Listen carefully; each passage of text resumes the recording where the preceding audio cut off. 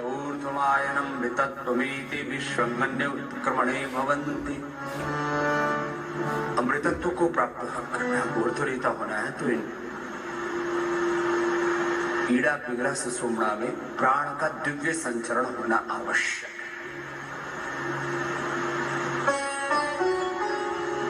मनुष्य इस धरती पर भगवान की सर्वश्रेष्ठ रचना है और इसमें पिंड में मानो सारे ब्रह्मांड का समावेश है। कुछ शक्तियां सामान्य रूप से सबको प्राप्त है और वह भी कम नहीं है, अप्रतिम है। एक एक व्यक्ति को परमात्मा ने असीम ज्ञान, असीम संवेदना, असीम सामर्थ्य से युक्त किया हुआ। अब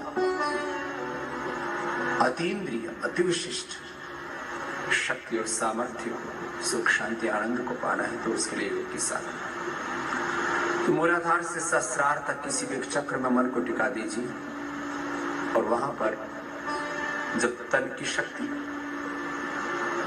इंद्रियों की शक्ति, मन की शक्ति, प्राण की शक्ति, आत्मा की शक्ति केंद्रित हो जाती है तो फिर परमात्मा की दिव्य शक्ति का जागरण होता है। इसी को विभूति कहते हैं योग में। महर्षि पतंजलि ने योग दर्शन में को विभूति पाद में विस्तार से कहा है।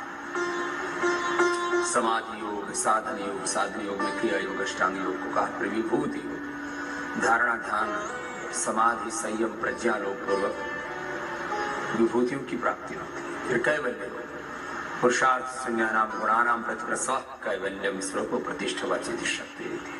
तो लंबा गहरा श्वास भरा, क्रियात्मक अभ्यास, व्यवहारिक अभ्यास योग का बहुत ही व्यवहारिक है योग, एकदम प्रैक्टिकल एस्पेक्ट है, कोई भी कर सकता है इसको। लंबा गहरा श्वास भरा, सामान्य गति, लगभग 5 सेकंड में सांस लेना, 5 सेकंड में छोड़ना। मध्यम गति,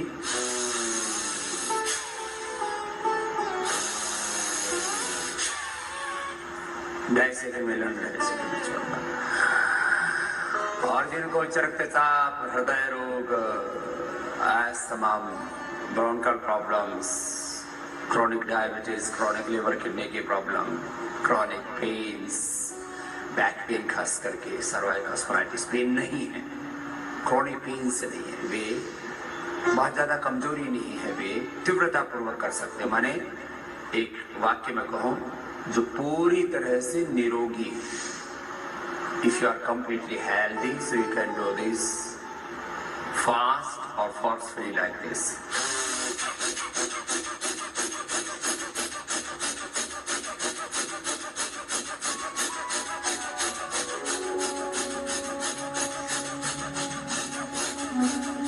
लेकिन आंखों पर, चेहरे पर, शरीर में कोई दबाव ना हो, शरीर ना हिले, श्वसन तंत्र में ही आकुंचन प्रसारण की क्रिया घटित होगी। आपने अपने सामर्थ्य के अनुसार करना और गति चाहे सामान्य हो, मध्यम हो या तीव्र हो, आपकी मति नियंत्रित होनी चाहिए। आपकी भक्ति, आपकी कृति, आपकी प्रकृति, आपकी जो गति है वो इन सबको तय करती है। और जब आपकी गति ठीक होगी तो आपकी मति, भक्ति, कृति, प्रकृति ठीक होगी और फिर गति के आगे प्रय लग जाता है तो प्रगति होती है। और इसके बिना, प्रगति के बिना सारी दुर्गति होती है व्यक्ति की। तो चक्र का निर्धारण अपने आवश्यकता के अनुसार करना है। मैं बार बार कहता हूं, जिनको सेक्सुअल डिसऑर्डर्स हैं, धातु रोग हैं, वे मूलाधार चक्र में ध्यान लगाएं। जिनको यूरिनरी प्रॉब्लम्स हैं, एक्सक्रीटरी सिस्टम के प्रॉब्लम्स हैं, किडनी की प्रॉब्लम्स हैं, प्रोस्टेट की प्रॉब्लम्स हैं, यूरिनल इन्फेक्शन की प्रॉब्लम्स हैं, वे स्वादिष्ठान चक्र में। जिनको उदर रोग है, किसी भी प्रकार के धातु रोग है, मधुमेह है, मोटापा भी मणिपुर चक्र की विकृति, बॉडी का मेटाबॉलिज्म गड़बड़ हुआ तो मोटापा हुआ। तो आपको अपने ऑटोफेगिक सिस्टम को इंप्रूव करना है, अपने मेटाबॉलिज्म को आपको इनहेंस करना है, उसको बैलेंस करना है, उसको 100% परफेक्ट करना है। मैं 100% एक्यूरेसी और 100% एफिकेसी की बात कर रहा हूँ योग में। भस्त्रिका, कपालभाति, ऐसे ही लय के साथ पूरी वेग से, तन्मयता से, कुछ भी अपना बचा के नहीं रखना। सामान्य, मध्यम या तीव्र गति मैं आपको 1 मिनट करके बताता हूँ। तीव्रता पूर्वक भी, मध्यम गति से भी और सहज गति से भी। पहले तीव्रता पूर्वक।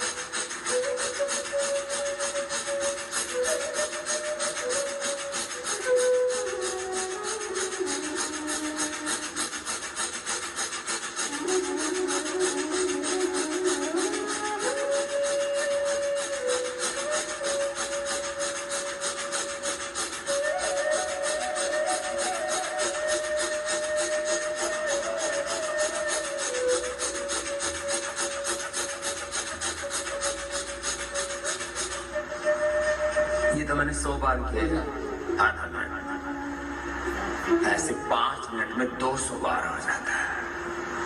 और जिसका 200 बार ऐसा हो गया, उसके भीतर एक अप्रतिम ऊर्जा पैदा हो जाती है, अलौकिक ऊर्जा, एक डिवाइन ऑरा पैदा हो जाती है भीतर और बाहर। एक आध्यात्मिक ऊर्जा क्षेत्र तैयार हो जाता है। जिनके का मध्यम बना हुए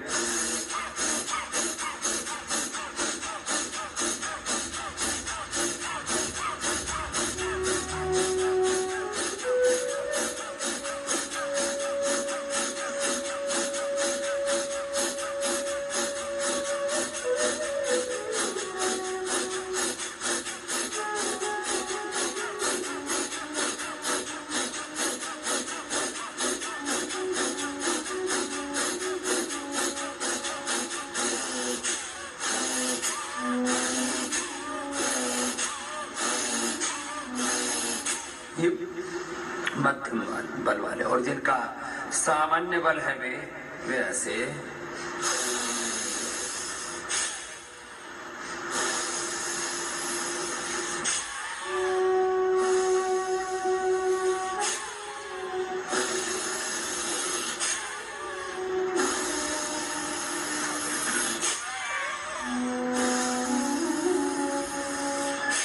उच्च रक्तचाप हृदय रोग है तो और धीरे करना है। ऐसे लंबा श्वास लेना, बल का अधिक प्रयोग नहीं करना।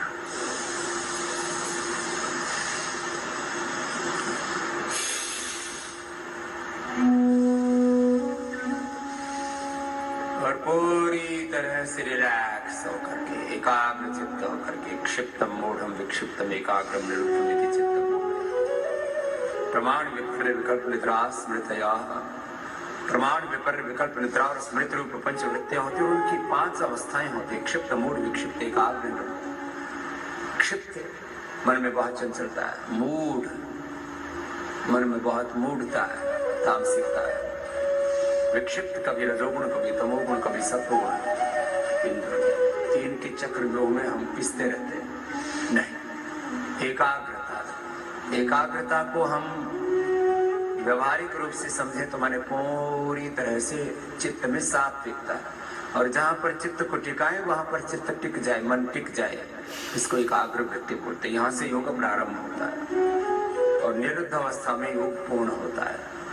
तो मैं कह रहा था मूलाधार स्वादिष्ठान मणिपुर चक्र में जिनको लिवर, किडनी की प्रॉब्लम है, जिनको हाथों की प्रॉब्लम्स है, डाइजेस्टिव सिस्टम की प्रॉब्लम्स है, कॉन्स्टिपेशन, कोलाइटिस, एंजाइटिस, पास फिस्टुला, किसी भी प्रकार के बॉडी में deficiencies, vitamin D, vitamin B12, iron, calcium आदि की मणिपुर चक्र में, जिनको डायबिटीज है वे भी मणिपुर चक्र में मन को टिकाए, जिनको ओबेसिटी है, जो अंडरवेट है, ओवरवेट है, वे भी मन को मणिपुर चक्र में टिकाए।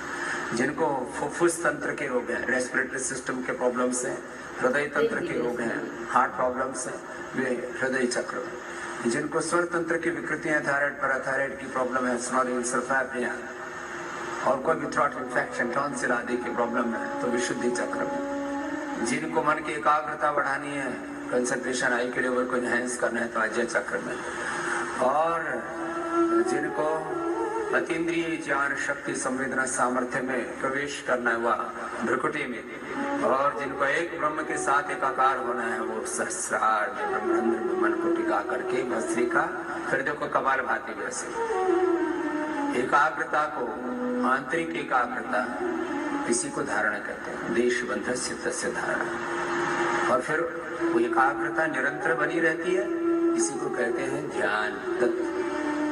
तत्र प्रत्येकता का ध्यान, और ध्यान की निरंतरता बनी रही, इसी को कहते हैं तदेव अर्थमात्र निर्भासम स्वरूप शून्य समाधि। और ये धारणा ध्यान समाधि निरंतर बने रहे, इसी को कहते हैं संयम, त्रयम एकत्र संयम। पर फिर उससे एक आंतरिक यौगिक आलोक पैदा होता है, यौगिक एनर्जी, यौगिक ऊर्जा, यौगिक आभा। कपालभाति करते रहे, जहाँ अभिष्ट है वहीं धारणा ध्यान समाधि संयम पूर्वक त्रय में एकत्र सेवा। तज्जात प्रज्ञालोक है, ये प्रज्ञालोक है, यौगिक आलोक है, योगाग्नि है, प्राण है अग्नि, और प्राण से पैदा होती है। प्राणो ब्रह्म, ये प्राण ही ब्रह्म है और यही ब्रह्म विद्या है। इसी में अपरा परा विद्या, अभेद, निश्रेयस, प्रवृत्ति, निवृत्ति और त्रिवर्ग और मोक्ष सन्निहित है। जहाँ अभिष्ट है, जिसको जैसी आवश्यकता है, जिनको अर्थराइटिस है, जिनको एमएस ऑटोमेन डिजीज है, वे भी मणिपुर चक्र में मन को केंद्रित करके करें।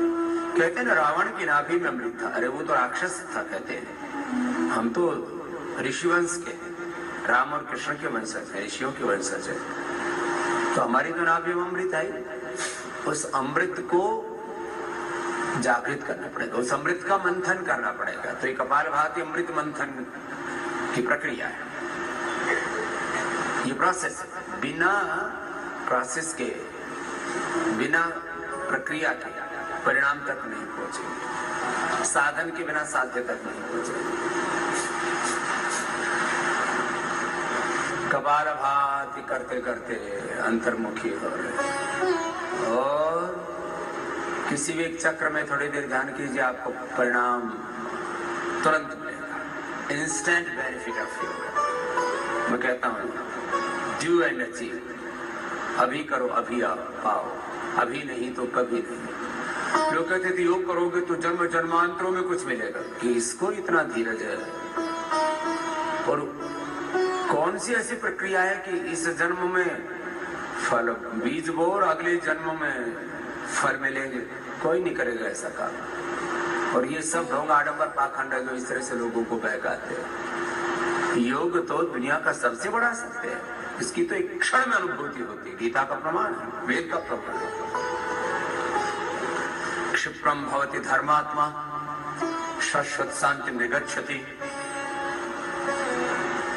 कौन्तेय प्रतिजानीहि न मे भक्तः प्रणश्यति, यदंगदाशसे त्वमग्निमत्रं करिष्यसि तवि तत्सत्यमंगिरः।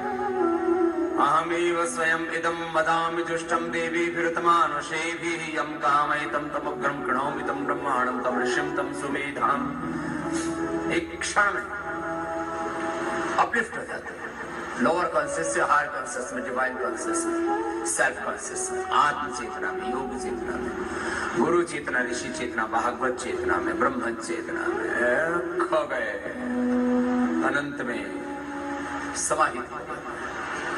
एक क्षण लगता है। आदमी को झूठ बोलने में कितनी देर लगती है? एक क्षण। सत्य बोलने में कितना? एक क्षण। हिंसा में एक क्षण लगता है किसी की हिंसा करने में। एक क्षण में जब हिंसा कर सकते हैं तो एक क्षण में अहिंसा में क्यों नहीं प्रतिष्ठित हो सकते? एक क्षण में जब झूठे बेईमान हो सकते हैं तो एक क्षण में सच्चे और ईमानदार क्यों नहीं हो सकते? एक क्षण में जब गिर सकते हैं